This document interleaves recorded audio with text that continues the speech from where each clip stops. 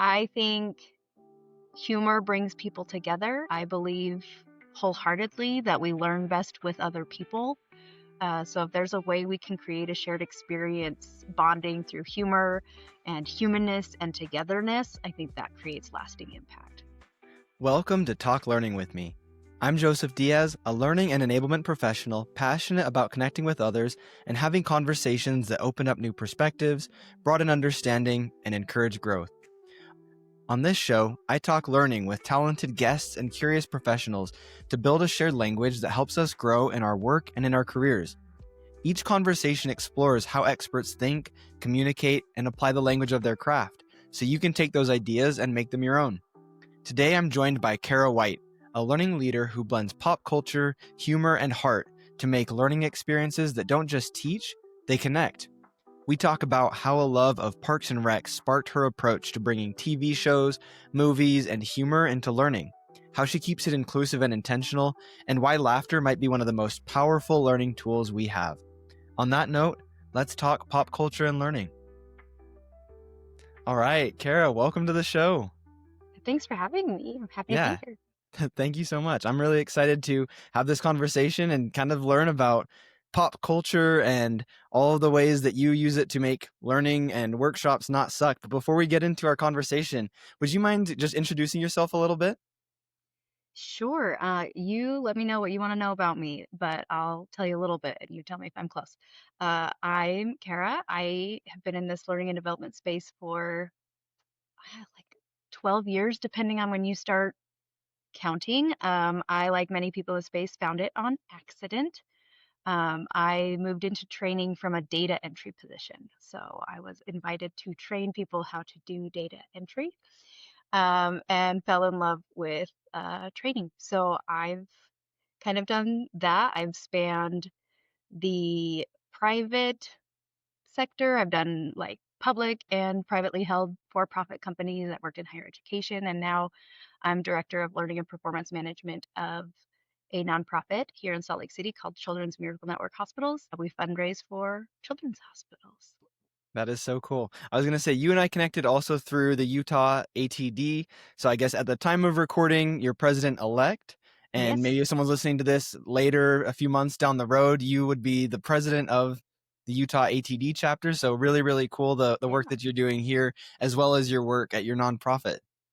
Thank you. I'm very excited. It's a pretty new development, but it's been fun so far. I don't know. You sit on the board with me now too, so it's a good place Yeah, to be, I think. also a new development. So I guess we're figuring it out together.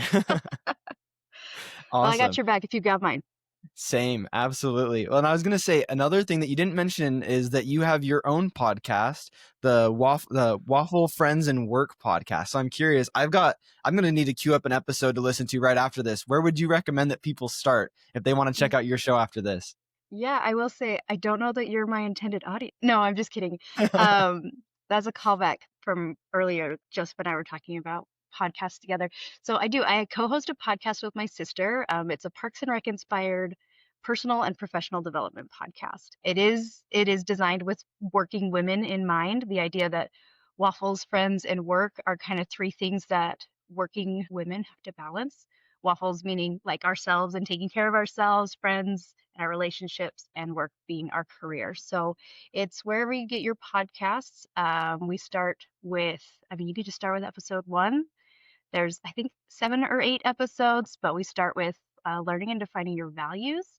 And then stay tuned because new episodes will be coming out in the next few months, and we're going to talk about boundaries.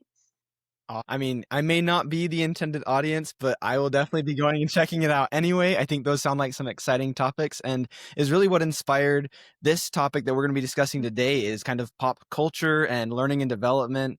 And so you have a really unique background and approach in the way that you take pop culture, like you just mentioned, Parks and Rec and the learning and the training that you do. So I'd just love to hear what was maybe the first experience that you had that stood out to you where you were able to really combine pop culture and learning? Oh, okay. That's a really good question. I always, okay, so I've always been a big TV watcher, and I don't like mean to be dramatic, but when I watched Parks and Rec for the first time, I think there were six seasons out. So the last season hadn't come out yet, but I was behind. Like I didn't watch it as it was coming out live. Um, and I finished what was on, I believe it was on Netflix at the time, and I finished the six seasons, and I was like, I have to start this over. I I don't know what to do with my life now that it's over. Like I got to start this over. And I had this like I don't know, this like moment where Leslie Knope just felt like me and I was seeing myself on TV and I was like, oh my gosh. Like, I don't know, I was just having this moment of like Yeah. everything started to like click for me. I was like, well, people think that she's too much. People think I'm too much. People think she's a little like obsessive. Like I'm anyway, so all these things I really started resonating with that character and that was actually about the same time that I moved into that training role.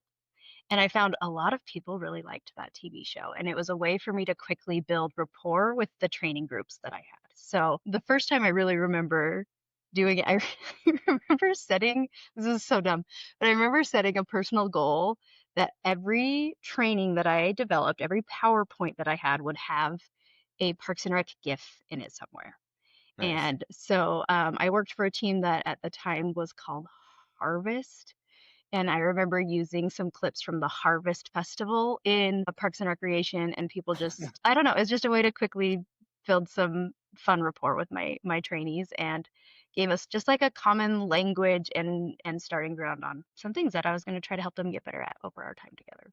Yeah, I love that. It's really cool to hear how it kind of started off on a personal level that as you were watching Parks and Rec, you just related specifically with Leslie. You're like, wow, I see so much of me in this character. But then you mentioned that it gave you a common language to use with the people that you were training that you could relate to and make it maybe more relevant to them or also a little bit more lighthearted. I'm just curious, how did you decide like that Parks and like or I guess you said Parks and Rec was something that a lot of people had seen. So how did you kind of come to that realization that Parks and Rec was something that would land with that group? Trial and error. I was obsessed with it, and so it would come up. I remember one of my coworkers at the time was also reaching or watching it or had watched some of it, and she was like so excited for me as I was going through this. Like, this sounds so dramatic because it's just a TV show, but like this journey of watching Parks and Rec for the first time. And the trainees would overhear. They're like, "Oh, I saw that episode. Oh, I saw that episode." And so it kind of organically just became part of my training process. I was in that position for uh, about a year, a little over a year, and I had a new training group every week. So it was really easy to kind of iterate and find what landed and what didn't. And for even the people who had never seen Parks and Rec, there were some jokes that just transcended whether or not you'd seen the show that were funny. And so I kind of was able to dial those in, maybe not unlike a stand-up comedian kind of tries to dial in their Yeah. type five at the beginning of their sets. That's awesome. I love the way you kind of just organically noticed some commonalities just through discussion with your coworkers, seeing that, hey, you're also watching this show that I really love.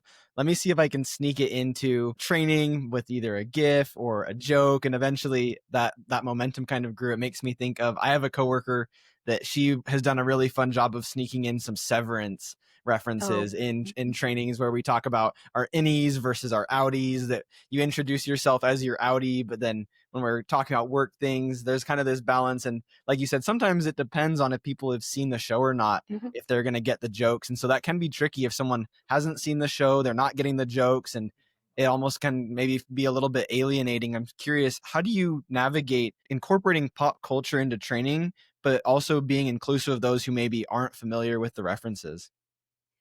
Yeah, that's actually so that's really why Waffles Friends work kind of became a thing. I realized as much as I loved doing my Parks and Rec GIF on every single training, it was kind of creating a little bit of a bias in me. For the people who got the jokes, I started to, chat with them and then I was like, "Oh my gosh, am I favoring these people just because they've seen the same TV show as me?" And that is the last thing that I wanted that to do.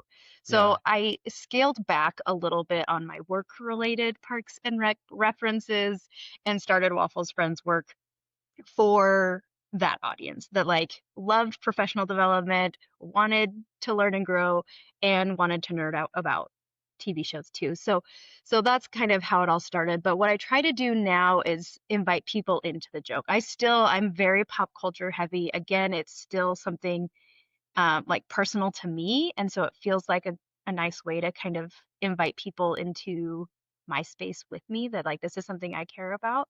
Yeah. But I try to invite the joke in. So right now at work, I've been leading an initiative to train on our values. And I've used the example from Schitt's Creek, the TV show where David Rose and Moira and his mom Moira are making enchiladas, and she's trying to show him how to fold in the cheese. Have you seen this TV show? I've Does seen this this clip. I've actually not have seen you the seen this show, but clip? I have Okay, seen but this you've seen this specific clip, clip.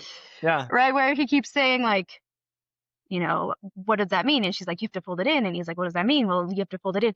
And that clip, I mean, it's going around and you've seen it because it resonates with a lot of people. Like someone's telling me to do something, but they won't tell me how to do it, but they just keep saying it louder.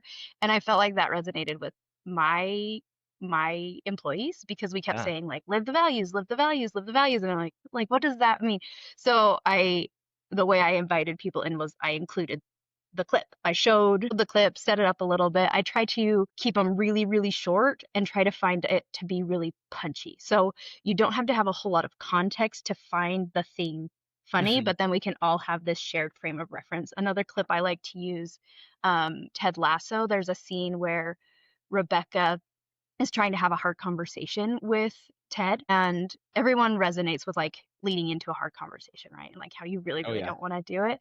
Well, there's this scene where she's like, she's like trying to start it, but she like keeps slipping up, and then she like gets on to like the etymology of words, and she's like so far gone that she just finally says like, can we actually just talk about this later? And she just has to do a whole mulligan because she has made it so awkward. So just including those scenes that like resonate, set up the topic that you're talking about, but don't require a whole lot of context to be part of the joke, I've found a way to be a little more inclusive. Yeah, I love that. I think that's really helpful is like you did it almost by accident the first time that you're like, I'm gonna hide in Parks and Rec references because I like them. But the way you described that was I want to bring people into the joke with me because it's a part of who I am and I want people to appreciate that and recognize that. But let me just take that 30-second or couple minute clip and show it to them so that even if they've never seen the show, like then they can still be in on the joke and understand as we're talking about values and we're saying live the values, live the values. They can resonate with, oh, it's just like just fold it in. Like they can make Just that fold it in. connection. Even if you've never seen the show, you still kind of get that sense of, okay, I saw the clip though, and I saw the character interaction and I related with that feeling, and that was really helpful. Is that the best way to you would say to do it? Yeah, and I would say that now, even if like at work, even if people haven't seen that clip, they do associate the term folding it in with me. Like someone will say something, we need to fold it in, and they'll be like, "Oh, Kara, where's she?" Like that's a Kara thing. So that is something, especially so this workforce is probably the like most generationally diverse. I don't know the right way to say like we have the most tenured staff I've ever worked with. Yeah. I mean, I came from a company that was pretty young. So I've also had to kind of adapt my approach that way that like especially the TV shows and stuff that I watch are very like millennial girl. Like Yeah. Yeah. millennial woman, sorry, millennial woman. So what can I do to make that so it's a little more we can widen the scope a little bit more besides my Parks and Rec Ted Lasso obsession. Yeah, I love that. I think that's a really important call out that you make is it can be a lot of fun and can make training or workshops less boring, but then there's that awareness that we have to have of what is my bias that I might be bringing into this learning experience because of the things that I'm interested in. Am I bringing in shows that are very skewed to my view of the world and my kind of entertainment that might be alienating to the rest of my team or to the rest of the organization, depending on, like you said, what is the structure? So it sounds like that's something that's really important to take into consideration too is what is the makeup of my team? What is the makeup of the folks that I'm going to be training? Am I thinking about, is this joke going to land with them or is this feeling going to resonate with them? Am I choosing media that is going to really connect with the people that I'm trying to influence and train? Is that accurate? Yeah, and I think that's something I've learned the hard way, just from multiple, you know, a very iterative process. Like, oh, we ended up talking about this thing for 20 minutes and they just sat there. Like, that wasn't cool. Like, gotta try to just be a little more conscious of those things. But that's something I try to do in all of my content design. I try and I fail more often than not, but try to have an inclusive atmosphere that considers different personality types, the different you know, learning needs of the room, the different contexts that they come from. What baseline are we starting at? Because it's different for everyone on every topic that we have. So what can we do that brings as many people to the same starting line as we possibly can, and then we grow together in the workshop. Yeah, that's really cool. I love that inclusivity and that thoughtfulness that you bring to incorporating pop culture into your trainings, into your learning experiences.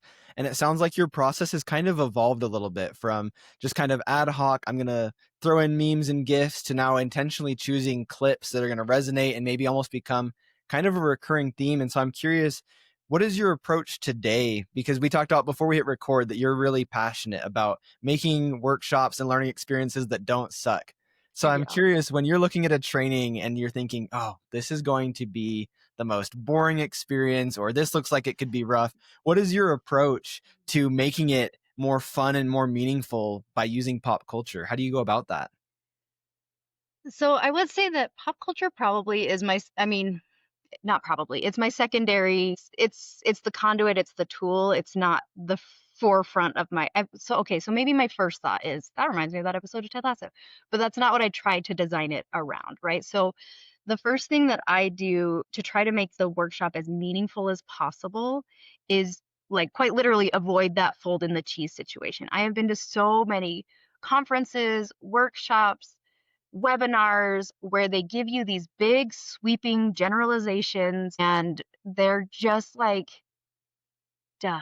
Like it's just like a duh to me. They don't solve my problems. They give me some ideas or something to think about, but they don't give me any sort of like tactical helpful tool that actually helps me change my behavior or do something differently. One workshop that I host pretty frequently is on Carol Dweck's work around growth mindset. And I've been through so many of those kinds of trainings that are like, here's this concept. Growth mindset just means that you believe you can learn things. And then they're like, there, I blew your mind. Congratulations. And then you walk out and you're like, that was so cool. And then you sit Yeah. down at your desk and you've forgotten everything. My first thing that I try to do is find a tool or a tactic or a system that I can give the audience that they can use and will find helpful. So Mhm. instead of growth mindset, I have 4 steps to help them name it, reframe it, and flip the switch. So I try to like give them some sort of tool for that. Yeah. And then I find the pieces of pop culture that can help act as like a conduit of that information. Yeah, though that is super helpful because you almost read my mind, I would say, because that was kind of the next question I was going to follow up with was if it was someone like me or someone listening who doesn't really know how to tastefully and tactfully weave in these kinds of pop culture references or just personal interests and things that you love. I think that's a really helpful starting point that you said is even though maybe what comes to mind immediately is, oh, this reminds me of this meme or this GIF or this TV show I was watching. This made me totally think of Severance. Before we build everything around the pop culture, we need to make sure we weave it around the actual behavior change. And so, where you talked about like 4 steps to actually make a change for that growth mindset, I think about a recent training I did on presentation skills. It was based on the presentation advantage and focusing on things like your posture and your tone and the way that you just are intentional in your presence and your personal brand. And I think that there are some of those in some of those principles, I think that I tried to weave in pop culture and humor first, and maybe that might have overshadowed the actual principle or the framework or the skill. And so I think that's a really helpful reframe for me is to say before I put my joke in there or my funny video is I want to make sure that when they think of that funny video, that what comes with that thought immediately is the framework, is the tools, the steps, or the action that we want them to take. And so then that way they don't just get a funny kick and a laugh out of it of, oh man, Ted Lasso or that clip of Schitt's Creek was great, but to really be able to say, hey, I remember that framework that Kara taught me, or I remember that workshop that Joseph was delivering, and it really makes it stick. And it isn't Yeah. just a funny moment, but then it becomes a lasting learning experience as well. Yeah, and I think that's the other thing that I love about for me for pop culture is it's how I learn because I like to assimilate it into pre-existing structures within my concept of the world, right? It's kind of a constructionist view of, oh, okay, well, that concept, oh, that is when Leslie did this thing. That's that new concept. So now that like it has a place to live in my brain. So if we could kind of come up with these shared structures, then I'm giving them a place to put the information, not just the and you know what I mean? Have you ever heard of the like example of the bookshelf? Like I'm giving them a bookshelf, not just throwing books I actually have at not heard them. that analogy. I Oh, really like that though. hence my bookshelf behind me. But yeah, I try to create like a scaffolding or a structure, and I think that's helpful. But just so you know, you're not alone. I've done a lot of things like that, and I've tried so hard to like square peg round hole. Like this will be so funny, this will be so funny, and it just doesn't land because it's just not. I mean, it was funny to me, Yep, but I'm that not the intended audience. yeah, that makes perfect sense because I thought of in particular in that presentation skills workshop, there was a part that was about your pronunciation and making sure that you speak clearly. And so I put a little snippet from Charlie Brown where the teacher is Oh, teaching the class and just wah, wah, wah, wah, wah, uh-huh. And I thought it was so funny and I was so excited and I played the clip and it was just crickets. And I was like, oh, I really thought that was going to be I funny. thought that was I gonna be thought that was funny. going to really make the point. And I even thought it was going to land with the group because someone else had made a joke about the Charlie Brown teacher the other day. So I thought, this is the audience. But it was like you said, sometimes we try and we fail and we just learn from those experiences. If that joke didn't land with that group, it's okay. You brush yourself off and try again another time because I think it's worth those efforts. It sounds like to just incorporate some pop culture and incorporate some personality that makes people laugh, think of you, and get outside of just the traditional formal learning as well. Yeah, I think there's it's like the 12 e-learning principles or Mayor's 12 principles of e-learning or something. One of them is we learn better from a human than we do from a computer. So the idea that rather than just reading text, having someone read it to you, that kind of a principle. But I've tried to embody that in my workshops too. I want them to learn from a human. Like a lot of the stories I share are personal stories. Like I'm not trying to preach to them or whatever. It's like we are sharing a learning experience together, and I often learn from them too. And Mhm. it just, I don't know, creates a more human experience. So even when it goes terribly wrong, you kind of have a little space to be like, well, that didn't land. But Yeah. anyway, next. Absolutely. You got to roll with it. You got to see that okay, if it didn't land and that's okay. At least I thought it was funny. I made myself laugh and we're going to um, just keep going. and I brushed that off too. I was like, well, I thought it was funny, but just for the record, I would have laughed at that. I thought that was Absolutely. funny. Hey, I appreciate that. And something I wanted to follow up with. So you talked about Waffles Friends work, and I may not be the intended audience for that as well. But another effort that you make to incorporate pop culture into learning experiences is you have a TV show club. I'm just curious, could you tell me more about what inspired that and what your goal is with your TV show club? Yeah, so I just found okay, so I've had this idea for a really, really long time. I was like, what if we watch TV shows together like you do a book club, right? You go watch a season and then you come back and you talk about it together. And so I've been thinking about that for, I don't know, probably years, like literally years. Like maybe that's what the Waffles Friends Work podcast would be. It's like a rewatch podcast, or something, Yeah. I've gone back and forth on that a lot. And then I got on the Fable app this year, which is a book app, like Goodreads. You can like track your Oh, books and yes. give it reviews and stuff, but it's also kind of a social media type platform where you can add your friends and things like that. And I found out that it has a platform for hosting a TV show club. So I was like, I'm going to just do it. I'm going to try it and see if this works. There are a couple features that I wish it had that would make it even better, but it's a really cool thing. You just pick the season of the show you want to watch. It has channels for each of the episodes, so you can just pop in and chat. Then there's like an ongoing one. You can set milestones if you want to. So if you want to have like deadlines for the things, but I just wanted it to be a fun thing. And I just started it because I just started rewatching Ted Lasso. And I was like, I want to watch this with someone and I want to nerd out with other people. And so I just posted it to LinkedIn to see. And a lot of people thought it sounded fun. So we just started and we're watching season one right now. And we're just chatting through the different professional development lessons that you can pull out of a workplace comedy together. Yeah, I love that. It sounds like that platform kind of became the bookshelf, and then instead of you handing people books, you guys are able to create this shared language together as you watch the episodes, and you can kind of build this treasure trove of references and learning principles of, hey, I really liked the comment somebody else made on Ted Lasso episode 2 that I actually didn't notice. Thanks for pointing that out, and I might steal that clip. I might use that down the road. And so I love the way that you've created that bookshelf that other people can contribute to and read from, and really create that shared language with your network. It sounds like a really, really fun activity. I I think it's gonna be fun. People should join in. It's only as fun as people make it, right? So Yeah, you get out count of me out. it what you put into it, Yeah. and also you got to come in with an open mind, willing to just, like you said, sometimes know that your analogies or your takeaways might not land with the rest of the group, but I think that it can be a really fun and safe space too to say, hey, I watched this episode of this show and I liked it and I thought it taught this principle well. And maybe nobody agrees with you, maybe you're totally alone in that, but I think at the end of the day, we're learning from each other, we're sharing, and that sounds like a really fun way to just get a little bit extra out of a show, even if you've already seen it. Yeah. Yeah. And maybe seen it a few too many times. I haven't seen Ted Lasso, to be completely honest, so I might have to join in on your TV show club.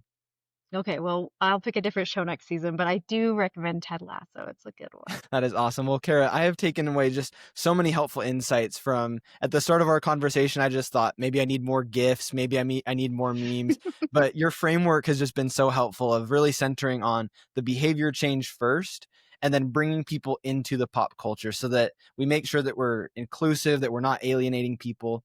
And so just as we wrap up, I'd love to ask you one last question is, what is one key takeaway that you would hope people would take away from this episode? I wish I could tell you who said it, but I saw it on LinkedIn the other day. It said something like, if you can make them laugh, you can teach them something. I think humor brings people together. I believe wholeheartedly that we learn best with other people. So if there's a way we can create a shared experience bonding through humor and humanness and togetherness, I think that creates lasting impact. My takeaway, or what I would hope people take away from this, is don't be afraid to be silly. I love that. I think we've all been in a training setting or a learning environment where people were maybe a little bit too serious. And so I really love that reminder that if we can make them laugh, we can help them learn. And as we wrap up, Kara, it sounds like you've got a podcast, you've got a TV show club. So where can people find you to find all the things that you're working on and see the work that you're doing? Oh, yes. I'm most active on Instagram at Waffles Work Pod and at Kara Loves Work. And then LinkedIn, Kara Wight Burton. And yeah, anywhere you get your podcasts, you can find us, Waffles Friends Work. Fantastic. Well, I will put links to your Instagram, to your show, to your TV show club. All of that will be in the show notes. And thank you so much for taking the time to have this conversation. It's been so much fun, and I'm excited to try and make people laugh just a little bit more. Great. Thanks, Joseph. We'll see you soon. Thanks for hanging out and talking learning with us. If something from today's conversation got you thinking, I'd love to hear it. Send me a message, tag me or Kara, and share it with someone who'd get value from it. You can also check out Kara's podcast, Waffle Friends Work, and her Pop Culture Pro Dev TV show club. Both are great ways to keep learning through laughter and community. The whole point of this show is to keep the conversation going and keep learning together. Until next time, stay curious, and we'll talk soon.